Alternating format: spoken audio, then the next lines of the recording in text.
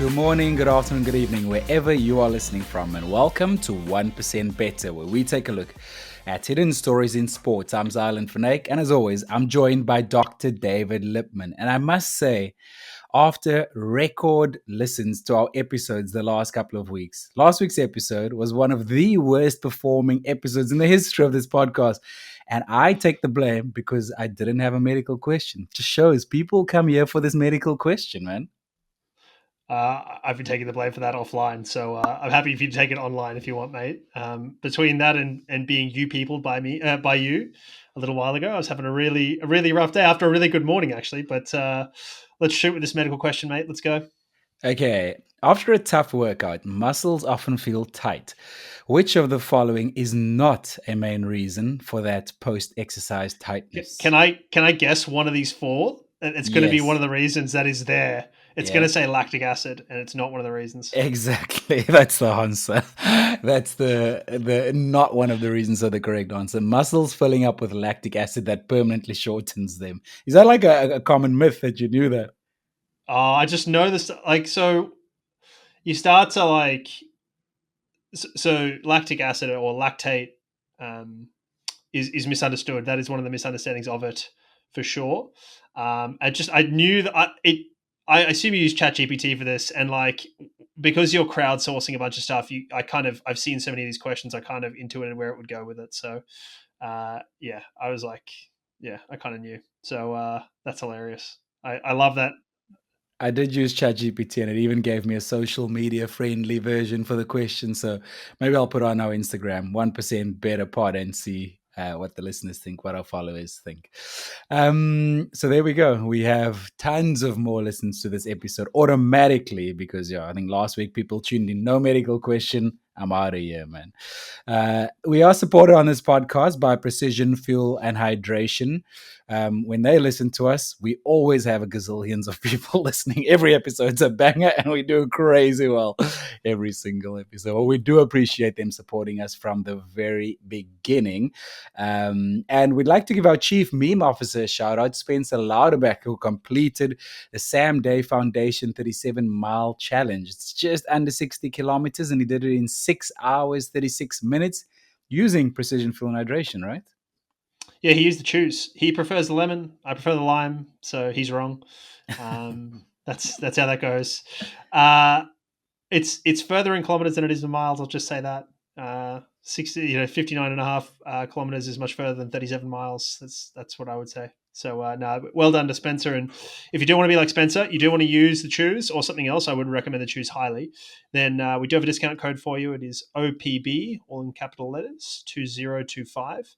You can certainly check our show notes out as well. There's a couple of links there to their website, which automatically apply the code. And there's a link there to their fuel and hydration planner as well. So thanks to Precision. And do please go follow those links to help us support them, which supports Spot and hopefully supports you. I do agree with you with the imperial versus metric. People who use kilometers are superior. We just run further all the time, and we are superior to you, Americans. Listen, how are you doing? You are running well. You've been having business meetings on your runs. It seems like if Strava is to be believed. Yeah, this morning was. Well, this morning, so a couple of weeks ago on this podcast, I said, I'm meeting Peter Tierney tomorrow. Gonna do this long run or whatever. And then it rained and Peter's made of sugar. So we didn't get out in the rain.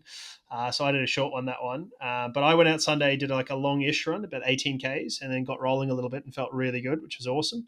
Then Peter texted me. I texted him and said, are we doing it this week? And he said, yeah, let's do it today. And going to go long and we'll do some intensity in there. I was like, great. And then he turned up. He's like, oh man, I'm busted. We're not doing anything. We're not doing any fast stuff. So, but it was good. We got a good chat. It was a beautiful morning.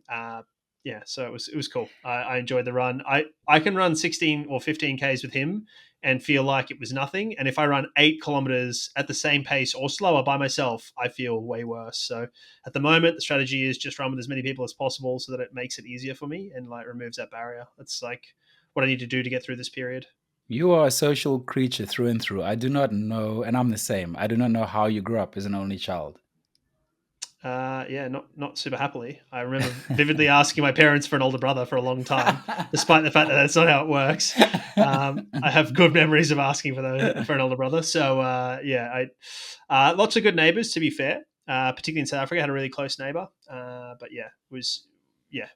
did struggle. As I'm aging, I'm certainly need that social connection, but also need time away and need some alone time. I'm getting better at alone time and craving it more and more. So there's certainly that aspect to it there. But what about you, mate? I heard you got talked off a ledge this morning by a very good bio. Is that what happened? Yeah, if we were recording this yesterday, I would have come on here very depressed. I've had a lot of sciatic pain the last couple of weeks, and I've just been ready to run to a surgeon and get a fusion. It's been that bad mentally. But he helped me this morning. He helped me understand, and I'd like your view on it. He helped me understand that because we've ramped up the workouts I've been doing, I'm adding in more and more and more, it's taking a toll on the muscles, and I need to then stretch more. So the more, which is why the doctor's question was related to muscles, because ecosystem, same thing, keep it in the family. Um, but yeah, he was basically telling me I need to do a lot more deep stretching because we've ramped up the workouts. I'm pretty much at the gym every single day now, Monday to Friday, and then Saturdays and Sundays I'm doing longer walks. So I'm putting a lot of load on the muscles compared to the last year, and the tightening of the muscles, the tighter they are, the shorter they are. He believes it is affecting and touching on the nerve at certain places, which is then he manipulated me in certain ways, and did some deep stretches, and he was like, go walking now, and he's like, do you have any pain? And the pain was completely gone, and he was like, I think my theory is correct here. Does that sort of check out to you? Yeah, it's generally how I would do it. Like those sort of quick tests are usually a good way to do it. We used to call, in podiatry, we used to call them treatment directed tests. So we would do something like tape your foot, see how you went. If that went well, then that is both treatment, but it also directs our further treatment because we now have a theory. We've supported it with some like evidence that's like easily undone. And then we can go make something more permanent. We can put some padding in your shoe or make you an orthoses or something like that. So it's kind of a nice way of testing our theory and getting some buy-in from you as well at the same time. So I like the way you went about that. It does make a ton of sense that if you ramp up load, you're going to be more sore. The sciatic nerve, it's worthwhile you going to look at the sciatic nerve and its anatomy. Go look at some pictures, but it sits within a muscle called the piriformis, and so it's quite easily aggravated in general. And certainly in your case, there's no reason it wouldn't be worse, given that you have some anatomy that's not not like everyone else's, I guess. Whether you're born that way or whether you had some injuries to that point. Yeah, and it's just not a great journey. It's not linear, and every other day is different. The last weekend was probably mentally like the worst days of experience in a long, long time. I went for like a 5K walk, and to help me mentally, and I was just depressed most of the walk because I'd woken up depressed. It's just living in chronic pain is no fun. And some days you are equipped to handle it better, other days you aren't. So it's been rough, but I'm still just trying to show up and trying to do the right things every single day. That's from taking the supplements to drinking green tea to trying to reduce stress. Just trying to do all of the things. And yeah, we'll see how we go, man. And mate, you talked a little while ago about doing some stationary bike work. Have you stopped that? So I'm doing the seated bike work in the gym, doing that Mondays, Wednesdays, Fridays. Last weekend, the bar did tell me we'll see by the weekend if on the weekend I hop on my indoor road bicycle, see how we go. But by Friday, I was still in a lot of sciatic pain, so we bent that idea. So I walked rather. Yeah. Gotcha. All right. Well, yeah. But yeah, I'm doing the seated granny grandpa bike in the gym, and the people coming and joining next to me look about 80 or 90 years old. So I feel I gotta say it makes you feel very fragile. It makes you feel like you're right there with them. But yeah, being quite consistent with that, and also doing a push-up challenge, which we haven't talked about really.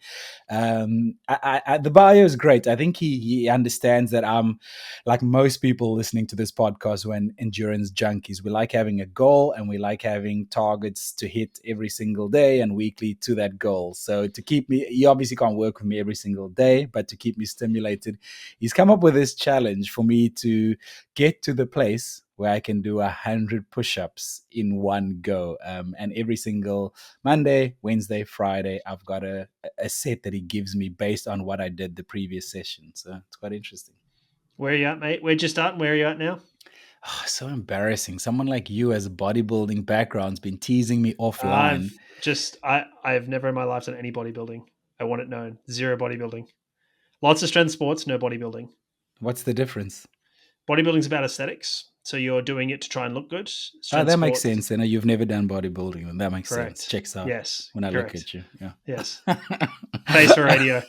Um, no, I was never about the aesthetics. I was always about function. So trying to lift heavy things for whatever reason. So it's a specific delineation. So So to answer your question, my test, I had to see how many push-ups I can do in one go. I only managed 18.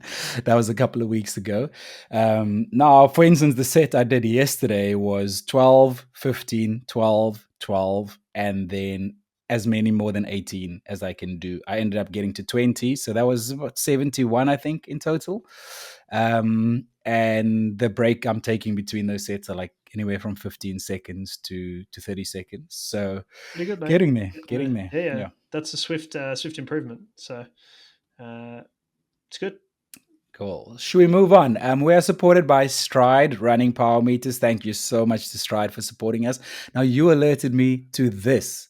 Hayden Wilde, who has been doing everything and anything lately.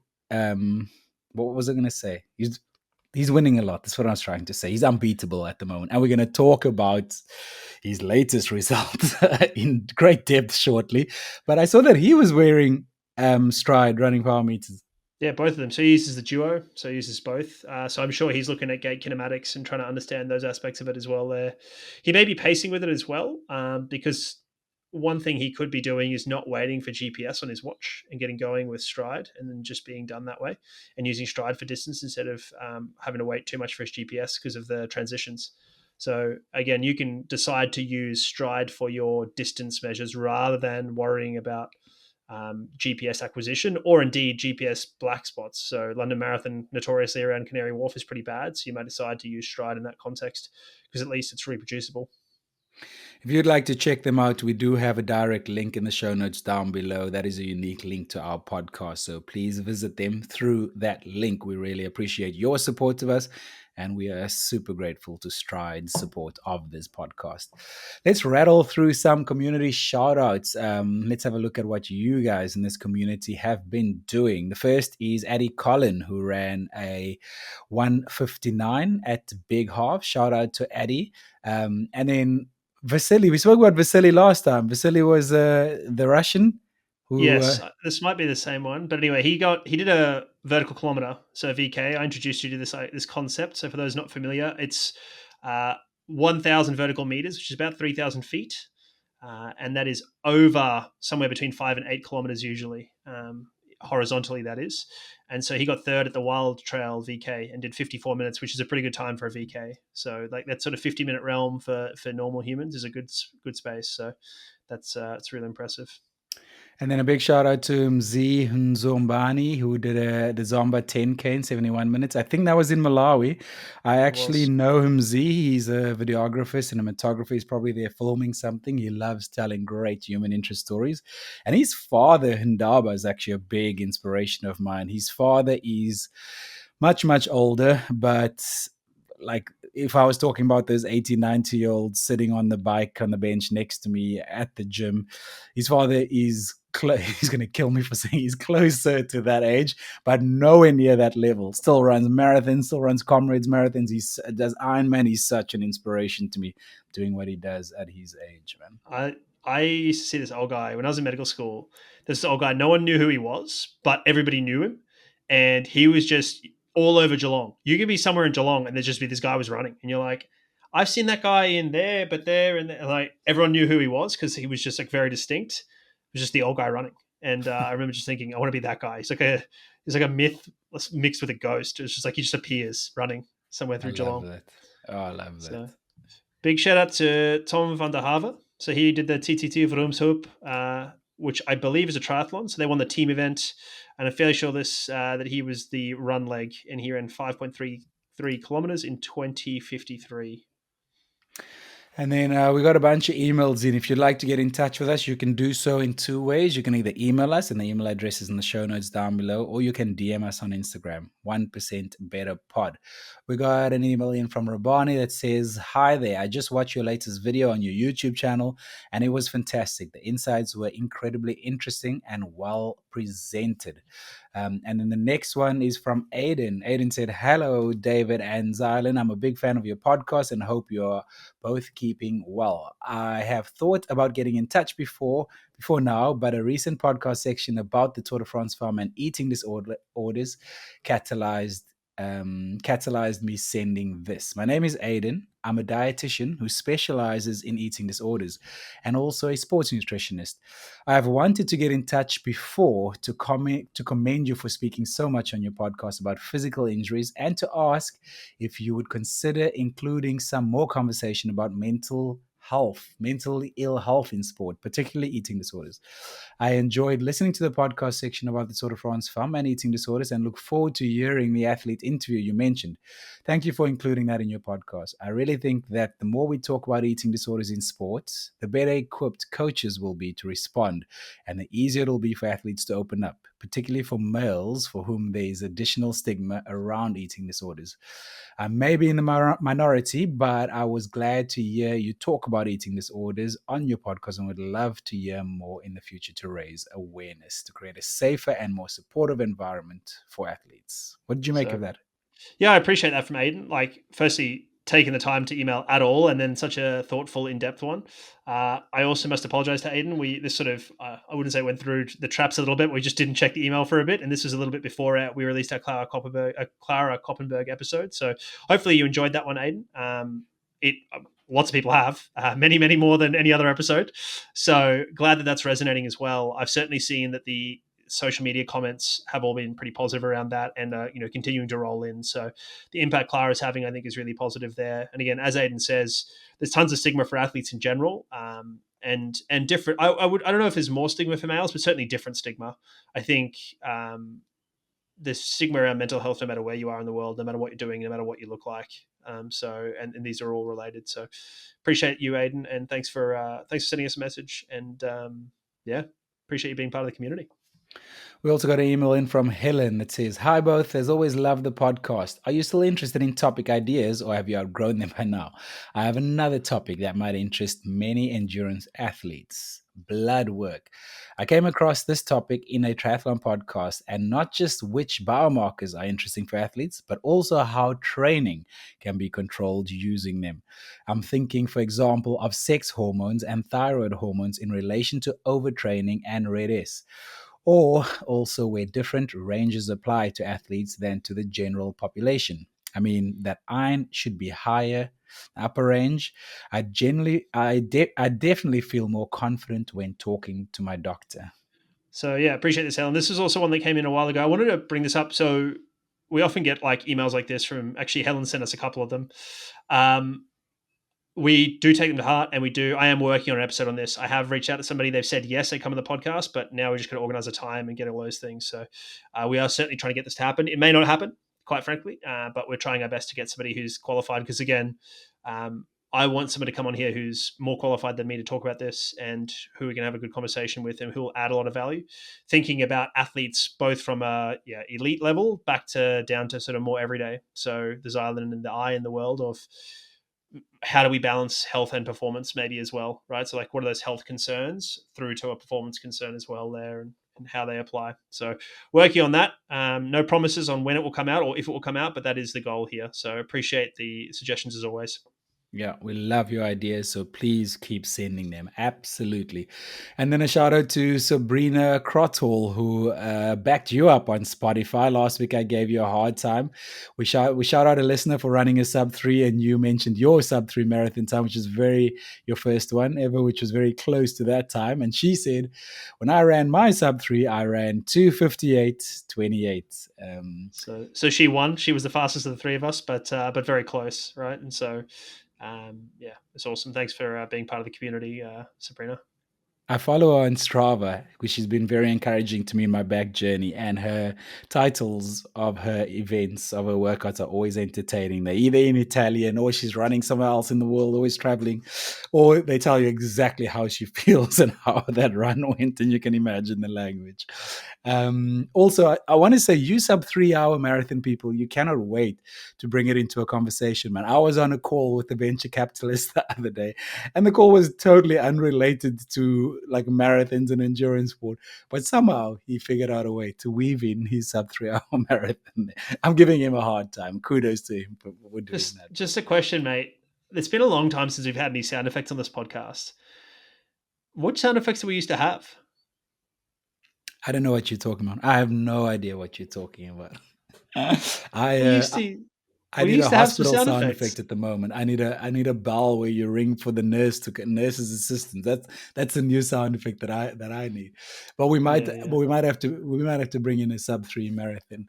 So listen, if I ever ran a sub 3 marathon, man, you'd never hear the end of it. I get That's t-shirts that's printed. I'd start that a is whole what I was getting at, campaign. mate. That is what I was getting at. Given we had a Kona sound effect and a Comrade sound effect, so yeah, let's not throw too many stones there. Absolutely. We got a listener question in from our CMO, Spencer Louderbeck, our chief meme officer. If you don't know what that means, we've given him that title because for every single episode, he creates these cool memes for our Instagram. So make sure to follow us then, 1% Better Pod. But Spencer's question is as follows. It is about recovery runs. Are they misnomers? Do they actually help with recovery? In other words, does a recovery run accelerate recovery or over just rest? My hunch is that it's just a way to add mileage while still recovering from a previous effort. What does the doctor think? Yeah, I think he's probably broadly correct. I think there's maybe some aspects because the problem with recovery is it's really hard to measure. Like it's literally impossible to measure, and it's probably because it's multifactorial or across many domains. So there's kind of thinking about it in terms of running. There's kind of am I tired or not, and I don't think these really help that. Right? There's how do my legs feel, and your legs may actually feel better having been for a bit of a run, right? And then there's things like energetics and energy levels, stores, that is. And certainly using energy doesn't help you store energy, right? That's like the opposite. So I think for the most part, people are calling them recovery runs because of the mentality, right? And I vacillate on this stuff. So half of me or a significant part of me, maybe it's a scientist in me, gets really angry when people call them like a recovery run. It's like, you're not recovering, that's not a recovery run. Just like when people call runners strong when it's really they're durable, get really annoyed. The other half of me is like, that's just a way of communicating, and as long as we all Mm. understand each other, it's okay, right? So when we say recovery run, yeah, it probably doesn't help you recover, but the mentality of this is a recovery run means the goal here is recovery, therefore we're not going to push it, we're going to take it very easy, etc., versus an easy run where you may get tempted to push it a little bit. So I don't think you really are recovering. You certainly are adding volume, and I think this is why they help, is that you're just adding volume. And then there's certainly something that I can't put my finger on it. The swimmers talk about losing feel for the water, losing their feel for the water if they have a day off. And there's something similar in running. It's not like losing your feel, but you certainly move a little bit better with a bit of momentum or something like that. Now, not always. More isn't always better, but I can understand some people saying, listen, if I do this recovery run, then I run better the next day because I sort of feel a bit better and bounce a bit better. Doesn't that have to Yeah. do with the brain and the signals the brain sends? Like, It feels like if it is helping, it's at that level. I agree with you. I don't know if that's the case, but it's certainly like a technical, rhythmic, like all these things that are more nervous system related. Yeah. So I think, gun to my head, you aren't recovering. No. May they help you in some aspects of recovery or may help you feel like you're moving better the next day? Yeah, maybe. yeah. No, good. And the same for me in terms of terminology. It's when people talk about shakeout runs, when they travel for an event, they get there and they have their shakeout run the day before, whatever the event, or just after they've arrived. And it's like, I mean, sometimes you've barely traveled and you got into like, what are you shaking out? But I think it is the mentality, the language to help your brain to understand that, oh, okay, I'm back in my rhythm. I'm here now. I've exercised. Now I'm ready for the race. I got the cobwebs out and I'm fresh, kind of thing. Should we move on? Should we have a look at what's come across my desk? Let's see what's happened in the sporting world in the last week or so. We haven't had shoe drama on here for a while, I think. So I think listeners can give us kudos. But now we have had shoe drama in the triathlon world in the last week in the T100 French Riviera race. What went down? Yeah, so well, the real splash has been T100 French Riviera and Hayden Wilde, but it's sort of the splash from that has splashed onto Sam Long and the T100 London as well. In short, they both use the new ASICS shoe, which comes out on the 11th of September, and it's called the Metaspeed Ray. It weighs 129 grams or 4.5 ounces for those who play in Imperial. It's a funny story. Like this in my mind is so what is wrong with some of the shoe issues in the world at the moment. So World Triathlon subscribes to the World Athletics rules. The World Athletics rules are numerous and state all sorts of things, but as part of them, for a shoe to be legal, it needs to be under 40 millimeters, one single piece of carbon, right? If you're going to use a plate or something like that, or an extension of anything, that needs to be single piece. It can't be multiple pieces. You can't have two overlapping plates, etc. But there's also provision for prototype usage. Now, where these two have gotten unlucky is that they were using the prototypes of the Metaspeed Ray, which was legal. But then as soon as that stops being an approved prototype and moves to a production model, you're not allowed to use that production model until it is publicly available. So there was a dead space from the end of its prototype days to the beginning of its its commercial days, so to speak, and they both used it in that dead space, despite emails from ASICS and World Triathlon, apparently. And I've heard other people talking about this. I don't know the actual situation, and I care not for the facts because I don't think like what's happened has happened. They're either going to get disqualified or they're not, and it is what it is. Some of the commentators have said it doesn't matter what Hayden ran, and he could have run in Birkenstocks, he would have won. Fine, all those things are reasonable. Like it's technically still against the rules, right? That's the thing that was a bit strange for me. Is like he has been winning and winning dominantly. Why take this risk? And I'm not sure if you have prepared to talk about this, but I saw an Instagram video of a microphone being on him, a camera Yeah, being on hot him, and mic. the hot mic, and you hear him actually saying, "Let me take these." No, I think no one noticed that I wore these shoes. Let me take them off before anyone noticed. So that would intimate, and I don't have the facts yet, that he knew what he was doing was outside of the rules. Yeah, and then apparently one of his support staff or coaches or something said, "Yeah, let's hide them or whatever." And it's like Mm.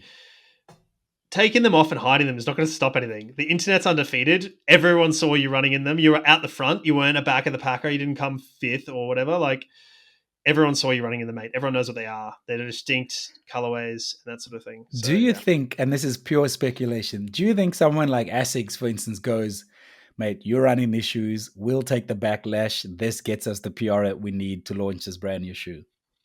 I don't think it happened in this case, but I can certainly see it happening. Like Okay. that's what happened. So when Michael Jordan started in the NBA, he wasn't allowed to wear his colorful shoes, and they were paying his fines.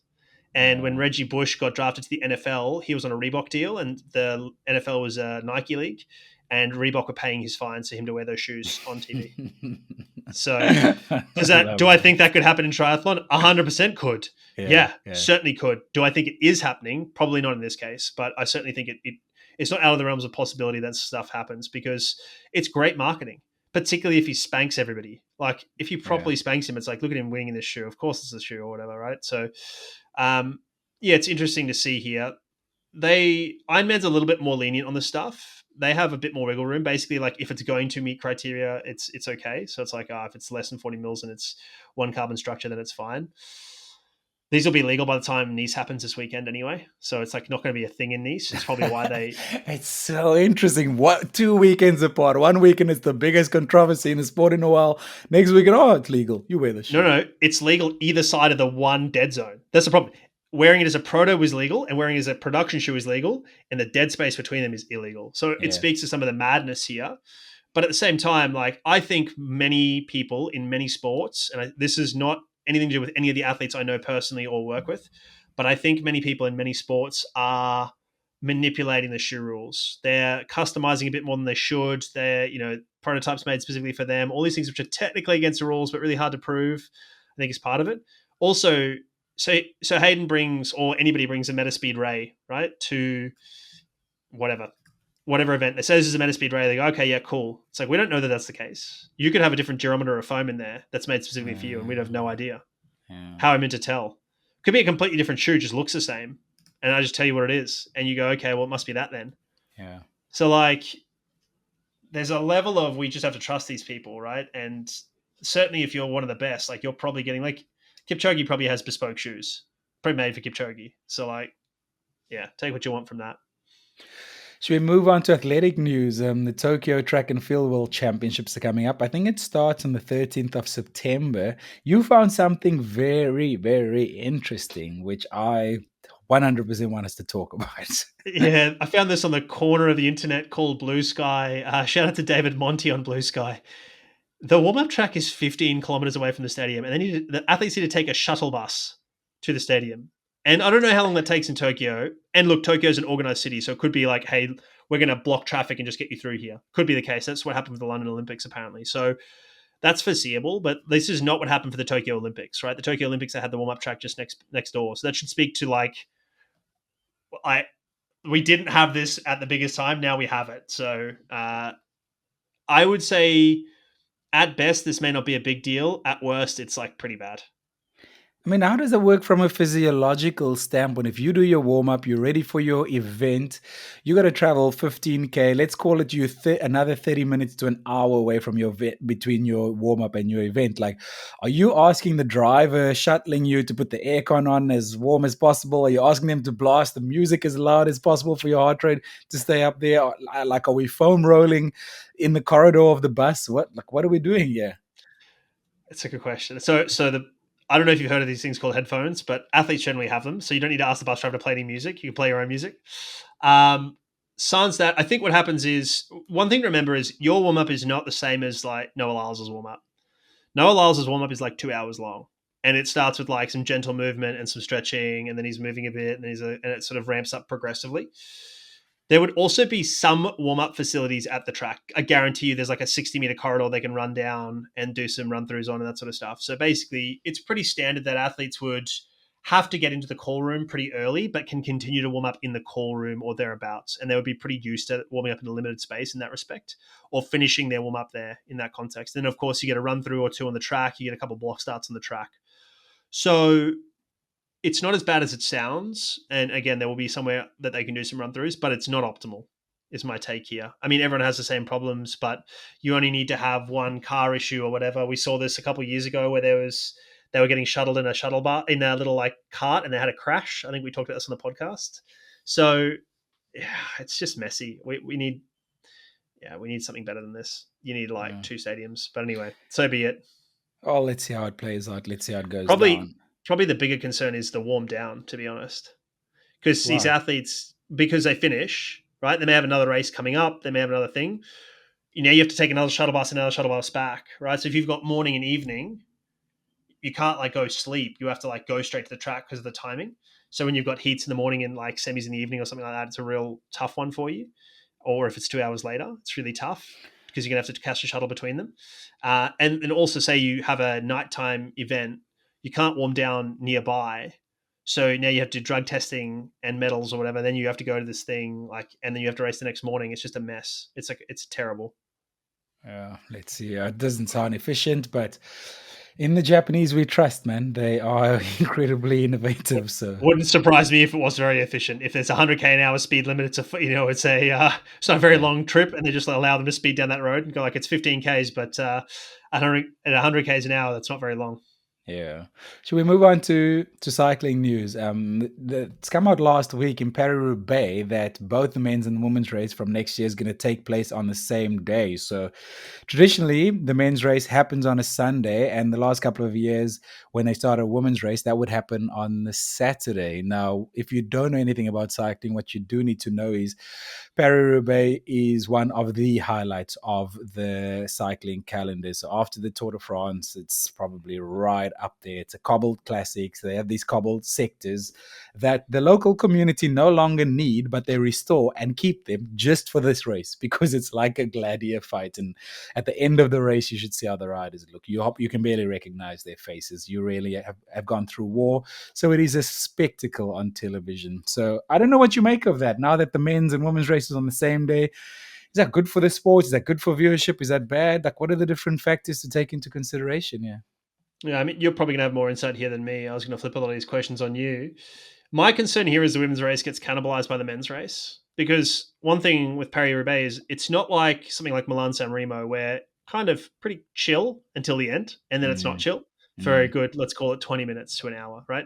So last 20 minutes to an hour of what? So a 4 hour, 5 hour race, something like that. It's like Right. 6 hours, like 300 kilometers is the longest race, but So you nothing go, happens until the last 40K. exactly. So you kind of have this dead period and then a really hectic period, which would be great to have a second race on because you can kind of flip between them and there's conversation points, and then all of a sudden all the stuff happens. Paris Roubaix has got all these cobbled sections, like it's basically drama from moment one. So Mm, how do you have to televise things at the same time? Okay, they can't be on at the same time. All right, so now the women's is before or after. In either case, people may not turn on for it if it's before, and if it's after, they may not stay on for it. We saw this with the Tour de France this year. I'm not sure what viewership numbers were. Maybe they were more, maybe they weren't. But what I'm getting at here is like you always worry that the women's race gets cannibalized by the men's race because people just don't want to watch more, or it's too much or something like that. I think Saturday's better, but I can also understand from a race infrastructure and cost perspective, it may be better to put them on the same day. But what do you think? You've been involved with cycling much longer than me, mate. I got very little to do with it. Yeah, I'd actually like to know the reason why they're doing this. And as you alluded to there, it's probably a cost factor. I know that this race, so ASO owns this race. They're the same organizer at the Tour de France. And this is probably after the Tour de France, their most profitable race. They've got a lot of other multi-day stage races too. And this race carries those races. So I don't know, maybe they're trying to cut costs to make them more profitable. For me, everything always goes to money. You got to look at that. From a viewership point of view, I don't think it'll be better. I think it's better for it to have its own standalone days because, as you were saying, let's say the women race before the men. So now you're asking people to tune in at 10 a.m. in the morning, and you're still asking them to watch the men's race at 4 p.m. in the evening, 5. So you're asking viewers to be around, you're asking for their attention for a whole day, as opposed to broken up over a Saturday and a couple of hours on a Saturday and a Sunday. So I'd assume that is better. Or you say, okay, let's put the women's race after the men's race, and we see if the audience sticks around for that. They have done that in other races, but then you have a scenario like a Milan San Remo where nothing's happening in the men's race for the first bit. And I've actually been involved in a situation like that. One of the semi classics, the women's team I worked for, we started after the men's race. And we actually started catching the men's race. And they had to stop the women's race. They had to pause it because there was nothing happening in the men's race. They were just dawdling along, and the women were racing. And we had one of our riders in a solo breakaway, and she was literally catching the back of the convoy of the men's race, and they I had to stop everything. I would have said to the men, like the male ego is undefeated. Hey boys, the girls are coming. Like Yeah. if you aren't careful, you're gonna get caught by a girl on national TV. Up to you. If you want to keep dawdling along, fine. But just so you know, everyone's going to know who it was. We're going to make sure they know. All of a sudden, Peloton's pace picks up. I guarantee you. Yeah, the race missed the trick there. Maybe logistically it wouldn't have looked so smooth if they allowed the women's race to catch the men's race and then pause it. But you have your social media moment, you have your marketing moment. Oh, it But wouldn't have happened obviously, if you tell the guys that women are coming. They would not have let that happen. They would have got on the gas. They would have not absolutely not wanted to get caught by the women's it would have peloton. been Like no fun. chance. It would have been fun to see. And then for me, this has sprung up very, very quickly. All of a sudden, I am like, it is Ironman World Championships for the men this weekend in Nice. When did that happen? Well, it's because it's September, not October, because Kona happens in October. So everyone's Mm, like, I've spoken to probably 10 people and everyone said the same thing. Oh, is it already? Is it yeah, already? yeah, So yeah, yeah, yeah. it is Nice this weekend. I fly out Thursday morning. We're recording this on Tuesday. And yeah, it's gonna be exciting. I Why are get to you go flying there. out? What are you doing there? I'm podcasting live with the two Norwegian boys, Gustav and Christian. So I'll do a live podcast with them on Thursday night, which will go out probably around the same time this goes out, this podcast episode or thereabouts. So, yeah, they're competing on Sunday. The two of the people who are in the discussions for podiums and wins. So that's exciting. I'm I've never been to an Ironman World Champ, so I'm really keen to go see what it's about. Quick question to you. I don't know if you have insight into this. In photos, anyway, Christian is looking very lean and muscular and a little different. Are those camera angles? Are my eyes deceiving me, or has he done something to his weight? I don't know. I will ask him that on the pod. But there's a couple of things. I think he's training very hard. He's been at altitude, all those things. He doesn't generally train without a shirt on. He generally spends, if you look That at shirt his, allergy. Yeah. well, he doesn't have a shirt allergy, is what I'm getting at. He very rarely takes his shirt off or trains without a shirt on. Mm. And Christian's got a chest wall deformity, which is it makes him look very big in the upper body and not particularly ripped, let's call it. And I just think that when he takes his shirt off, you actually see that for a change. So I think a lot of it's to do with that, but there's certainly a lot of people questioning it. I'm really really worried for the field that aren't called Christian, because there's a lot of people doubting Christian and calling him too lean. And like Christian he hates losing and hates being an underdog. He's like, I should be the favorite every time. So I'm just really worried for the field and to some degree Christian, right? Because even that sort of motivation can undo you. But yeah, I'm going to ask him about that, because I've never met anybody who hates losing more. Well, next week when we come on here and do a recap, yeah, I want some of that insight. I want to know what he thought. But yeah, I'll be flat on my back this weekend watching that race. Looking forward to seeing how it unfolds. What else do we have to look forward to there? Well, I mean, the course is a bit different to Kona, right? Kona's a pretty vanilla course, and the real challenges with Kona come from the history and from the climate, right? Is really the thing. Nice is very different. So there's a few turns in the swim. It's like an M-shaped swim. So, watch for packs being a thing there. I think it's going to be a non-wetsuit swim, which will really break the swim up a bit more. If it's a wetsuit swim, you can have some guys who are not quite as good in the water keep up. So it's going to advantage the swimmers a bit more there. It's a hilly bike with a very quite a big downhill at the end. It's a bit technical and some big climbs early, and then it's a four laps of a looped run course, which I think is just very attritional. I think you're going to see a few more DNFs than you would otherwise, because you can see how far you are. You think, just got back here, I don't want to do another 2 laps of that. So I do think we'll see a couple of DNFs there. The weather looks pretty good. I mean, it'll be warm at its max. It'll be 26 Celsius or 78 Fahrenheit, but it's only 60% humidity. So it's hot or warm, but not terrible. It's not bad. No. It's not Kona, right? Yeah, So yeah. my take here is look for the swim bikers to push it. So the Matt Marquardt is one, depending on his cramps. I actually made a note. I wanted to give a friend of the podcast, previous guest, Matthew Marquardt, and we're going to do some cool social stuff with him in the future as well. So I wanted to give him a big shout out. We'll be supporting him this weekend. Yeah. So then others to look for in that sort of same classification of a swim biker. Sam Laidlow, previous champion, won Nice last time from memory. So, he's one of the favorites, of course. So he could go for it. Martin Van Riel, who's been injured, but I think he can still swim bike. Now the question is, can he run? So let's see. And then Jonas Schomburg. So we talked about him with respect to Challenger Roth, I believe. So those are some of the others swim bikers that'll be pushing at the front. I've got a feeling there's gonna be some real carnage on this bike, some proper carnage on the bike, and guys getting off in pieces. I think we're not going to see that bigger group as we often do at the front, because of the swim not being wetsuit and because of the way the bike is. It's going to be less helpful to a group, so I think the group will break up a bit more on the bike. So it'll be interesting to see that sort of second group. They're sort of not quite as good a swimmer. So the Magnus Ditlevs, the Cam Wirfs, the Christian Blumenfelds, what they do. Do they work together? Do they come off the bike together? Because Christian and Magnus are two of the favorites, and everyone's worried about their bike run abilities. Magnus a bit more on the bike, Christian a bit more on the run, but I don't know if they'd work together or not, and how that would look. I know Magnus would want to get away from Christian late on that bike to try and give himself some time, and Christian would be wanting to sit with Magnus and let him do some work to get him up to the pack. So let's see there. And then, Cam Wirf, he has just been putting in disgusting training days. Go look at this guy's Strava. It's been absurd what he's been doing in training. And there's people saying he's definitely in shape, he's definitely going to win. It's worth remembering, no one wins any medals for training, right? It's not about how much training you can do, it's about how much training you can absorb and recover from. So let's see. Cam Wirf is not winning, I'm sorry, and I'm very happy to come on here and be wrong, but he's not winning. He's definitely not going to win. The question is, can he get fourth or third? If he gets a top 5, I think that's a really successful day for him. given he's a pro cyclist by contract, and he's never done that well. I think he's done a sixth. I think he's come sixth before. So given that if he gets a top five, I think he's done really, really well. And I don't think many people would be picking him for that. I think a lot of people would say Cam is almost a lock for top 10 because there'll be some attrition and that sort of stuff, and Cam just won't quit. So I think he's a lock. I think people would be saying he's a lock for top 10. Just like many people would be saying Rudy von Berg is a good chance of a podium, but no one's picking him to win. So let's see. I'm interested to see how this goes. I'm excited. The looped run course is great for fans. It's just like terrible for the athletes, I reckon. So What's interesting is Cam actually isn't riding as a professional cyclist now. He's officially retired. So it'll be interesting to see how he Oh, goes. really? Yeah, with like having focused solely on triathlon again.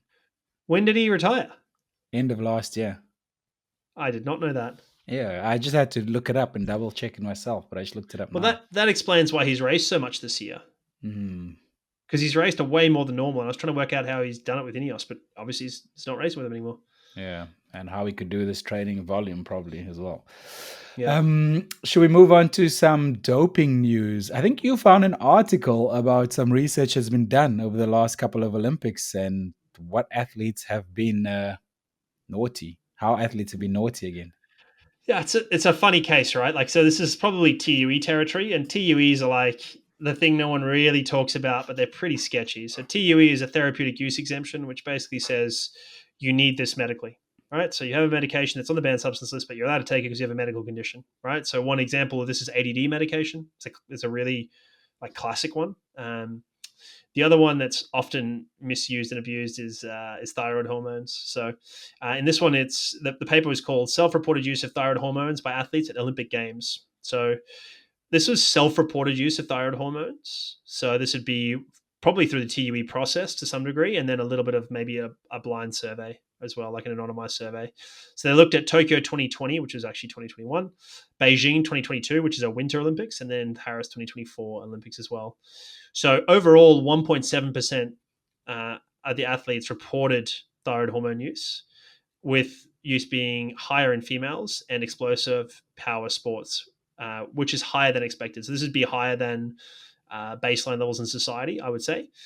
It's probably so the female versus male thing. You will find that thyroid hormone use is more common in women. There's more thyroid problems in women than men. So that tracks. I don't know what the proportions are here to speak to it though. But also this declined. So thyroid hormone use declined 1.3% at Paris compared to the previous games. So Tokyo and Beijing, where it was 1.8 and 2.7. So are people getting better? Is this a true finding, and there's just like happens to be a bunch of athletes at those other Olympics that were using more? Maybe, I don't know, it's hard to know. But I guess the question is like, how would thyroid hormones help? And so they speed up your metabolism, so maybe it helps you to lose some weight or feel a bit more energized or those sort of things. It's really hard to know. There's not a lot of evidence supporting its use as really ergogenic.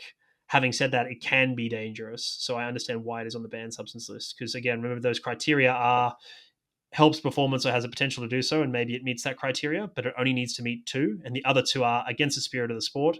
I would say taking hormones that you don't need is probably against the spirit of the sport, and then a potential to do harm, and it certainly can do that. So, yeah. And then moving on to Boston Marathon news, I'm keen to hear this. You found an interesting paper entitled Training Volume and Training Frequency Changes Associated with Boston Marathon Race Performance. Now, a lot of our listeners will either have trained for Boston before, or busy training, or trying to qualify for it. So, what was this paper's findings? Yeah, I mean, this paper's like a couple days old, so literally hot off the press. So it had this was pretty good. They did a good job of getting a good number of people on this, which I think is pretty impressive. So they had 917 participants. So that's not that many, but there's only 30,000 runners at Boston, so it's not bad. You got 1,000 out of 30,000, right? So that was apparently 4%. So maybe my numbers are wrong here of the 2022 Boston Marathon field. Of this, 495% or 5% of the female were female, which is 5% of the female field, and the 422, which was 3% of the males field, were male, right? So on average, the athletes reported 9 years of dedicated running, with the variance being, or the standard deviation being plus or minus 8 years, right, of dedicated training. an average of 16 plus or minus 26 previous marathons. So that speaks Wow. to a couple of things. The thing to remember with Boston is everyone thinks about Boston as the like sub 3 hours and 20 years old. There's actually 80-year-olds who are running like a 5-hour marathon there as well. So it speaks to Oh. like, there's you can qualify for Boston as an older person if you're good for your age, and there are these people who've run many, many, many marathons, right? So my father-in-law, he'll run Boston at some point, maybe in the next couple of years, and he's run 30-something marathons. So like he'll be one of these people who've run 30-something marathons, right? So it's worth remembering that versus the person who's perhaps an ex middle distance runner running their second marathon because they're just very gifted, right? So there's that. So the average female race times were 3 hours 53 plus or minus 37 minutes, and the average weekly training distance was 64 Ks plus or minus 24 Ks. The males were 3 hours 35 on average plus or minus 39 minutes, and 67 plus or minus 26 kilometers weekly. So a lot of people running somewhere between, let's call that 40 and let's call that 70 Ks a week. Sorry, 90 Ks a week. So that's like 20 something miles to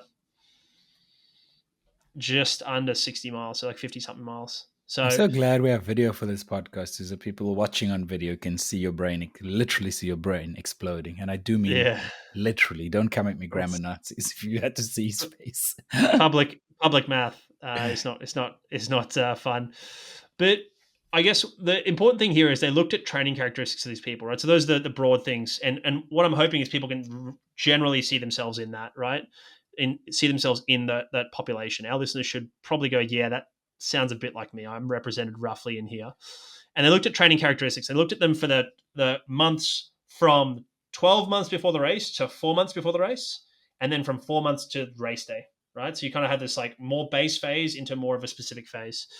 And so training and cross-training frequencies, so it's how many times they use these things, in the previous, from 4 to 12 months pre-race, explained 48% of the variance in official race times, or 63% of the World Athletics points. So the thing to remember here is World Athletics points are a more interesting way in this context because I think they're normalized for age.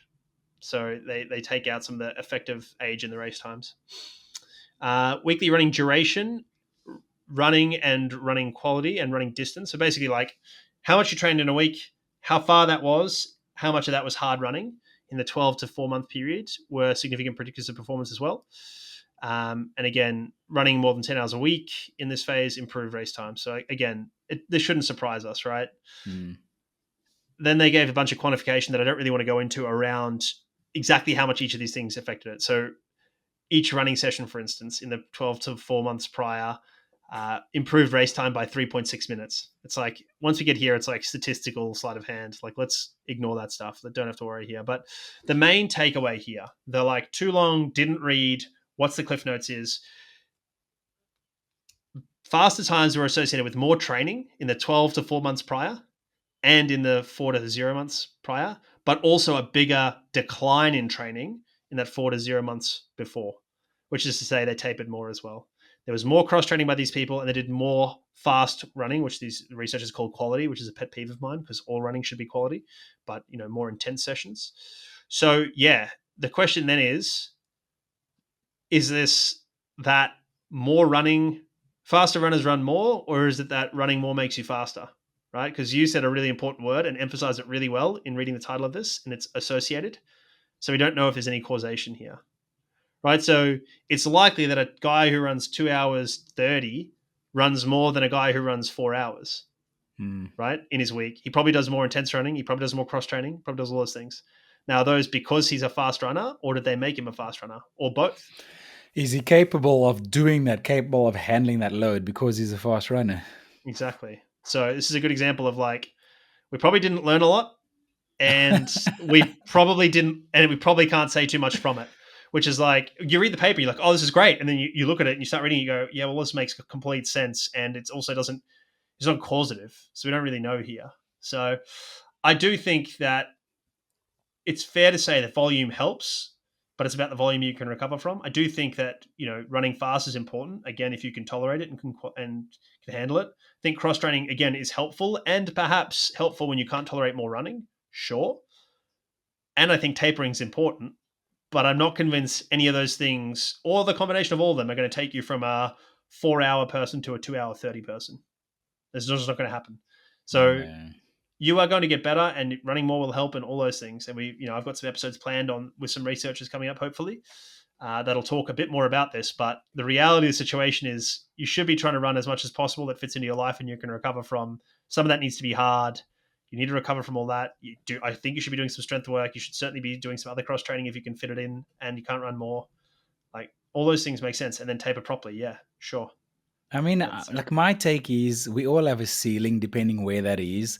And you just try to get the things to try to get as close to that ceiling as possible. The framework is generally the same for everyone with some variations in terms of load and time and that kind of thing and what you can handle. Like yeah. sometimes we overcomplicate everything. That's an astute take, mate. That's a very good take from you. And your ceiling is going to be is based on certain resources, and they're not going to be the same resources as everyone else. Hmm. So might be time, might be money, might be like injury related, right? So there's Hmm. going to be some resource energy related, right? So why do pros not run 500 k's a week? What's Hmm. energy and Hmm. injury risk, right? So everyone has a different constraint that they're working with. There's going to be something that resource limits you. So just know what that is, and then do what you can within those resources. Yeah. Yeah, very, very interesting. Again, we love hearing from you. So let us know what you thought of that. You can email us, you can DM us on Instagram, 1% Better Pod. Before we go, should we get to the doctor's office? We've got a couple of people in there this week. Unfortunately, we will not be seeing Gabby Thomas at the World Championships. Yeah. Well, I don't like taking a victory lap here, but if you remember my predictions, I said Gabby Thomas is not going to win the 200. So Yeah. take a 30 seconds of a victory lap and 30 seconds of condolences for Gabby. It's sad to hear. But, she's got tendon issues in this Achilles. It's pretty common. It's probably more common in an older age group than Gabby's age group. But, I mean, she's sprinting. She's doing stuff in spikes. So, like, you're always at a risk, right? So I feel sorry for Gabby. I do like her as a runner, but just, she wasn't on form this year. Maybe that's part of why. Like, maybe if she was flying and running PBs and in that sort of shape, they go, you can deal with a bit of Achilles pain to get through the world champs. Because, the reality for the world champs is, yes, she has to train to get there, but then she runs like 2 races and that's the end of her season and call it a day. So if they thought she was a medal chance, she might have actually been able to compete. I don't know. I don't know how bad the Achilles is, but there's a chance, there's a reality in which that's the case. And that's the way you make decisions, because then she goes from Olympic gold medalist to like Olympic gold medalist and world championships medalist, right? So if you think you can do that, it's worthwhile doing it, because otherwise you just former Olympic champion, right? And it's a sport is a what have you done for me lately world. So Very true. it's worthwhile, considering that maybe it's bad enough that and her form wasn't good enough for her to keep going, which may be related to the Achilles pain. I don't want to say they're dislocated, but there's that. So true. That title, the thing you just said about sport, man. I look at Shakari Richardson and I look at Sherry Ann Fraser Price and the moment she's given us in the sport, but you watch them perform now and they're not winning at the moment, and you're like, oh, lose a bit of credibility. And it's actually also related to our next person in the doctor's office, which is former Tour de France winner Brutal. Chris Froome.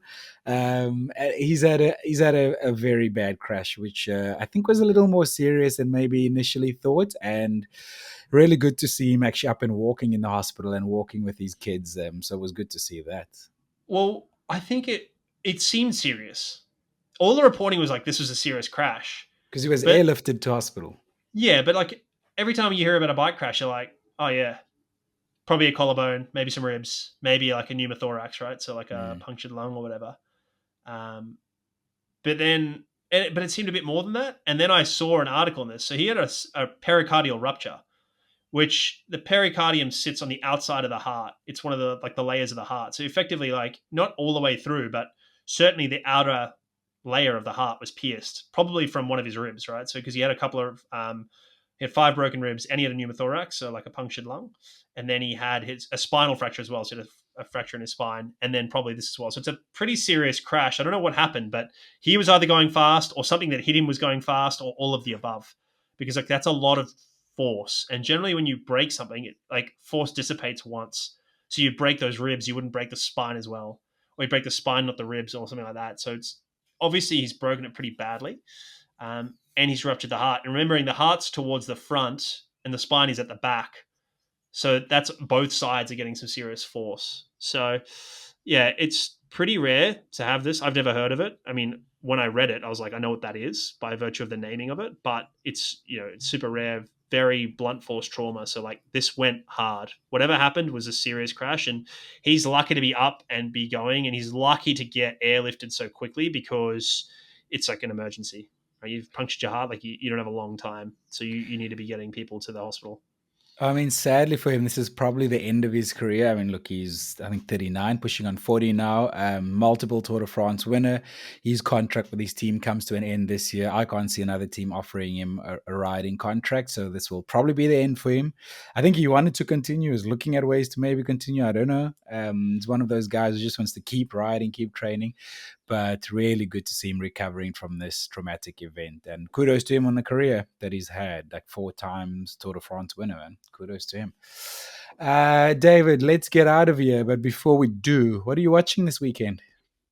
Ironman World Champs, mate. I probably would like. I'd love to watch other things. I mean, I watched the Steelers over the weekend. It was great. That was a great game to watch for a neutral and certainly for a Steelers fan. So we'd be stoked. I'm sure the Jets are happy as well. But stoked NFL season's back. I'm going to try and catch as many games as we can. But yeah, I don't think I'll get much chance to watch that. I might try and catch the rugby because it'll be in the mornings. So maybe I'll try and watch the rugby. I'm definitely watching the rugby this week in South Africa versus the All Blacks. After we lost last weekend, chosen a freshly whipped up lineup for this weekend. I want to see how we go, man. Yeah, I'm excited about that. Are you going to watch Ironman World Champs? Absolutely. As I said earlier, I'm flat on my back watching that. The Premier League's back this weekend. None of this international football, international break nonsense. The Premier League's back, baby. Man United playing Man City this weekend. So, big weekend of sports. How are United doing, mate? Very well, actually, above Man City in the league. Eighth in the league at the moment.